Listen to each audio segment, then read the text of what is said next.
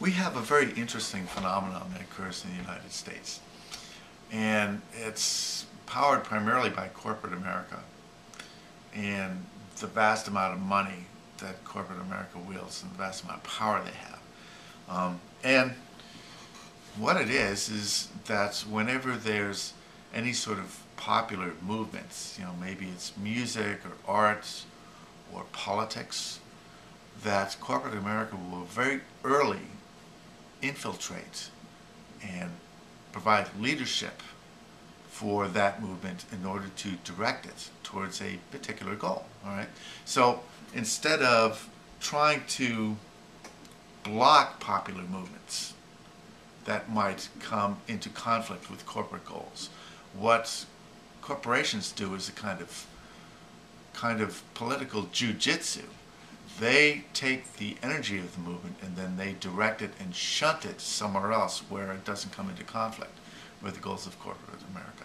Now, this is particularly true with the Tea Party movement. If you look at what the Tea Party movement is, it arose out of voter anger, and that voter anger is real. That's tangible.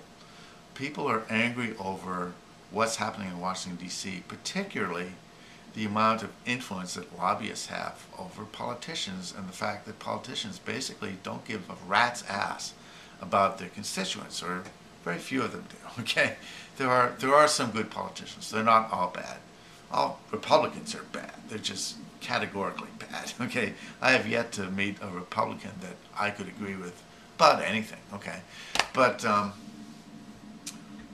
that anger is real, and it's been co-opted by corporate America, namely Fox News and the Freedom Works, and these corporations that provide funding and leadership for this movement in order to direct it in a way such that it doesn't directly confront the goals of corporate America, which corporate America wants to keep the influence in Washington. They want to keep lobbyists.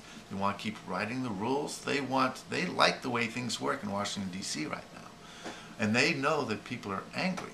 Now, rather than confront that anger, they're going to co-opt that anger and shunt it somewhere where it does absolutely no good, produces no change at all. The Tea Party movement is a completely impotent, futile effort. It's not going to change anything. The only thing it's going to do is it's going to take all that voter anger for the people who are angry and shunt it into something completely useless so that they get frustrated and feel as though there's absolutely nothing they can do to change the world. And that's the kind of apathy that corporate America wants the body politic to have.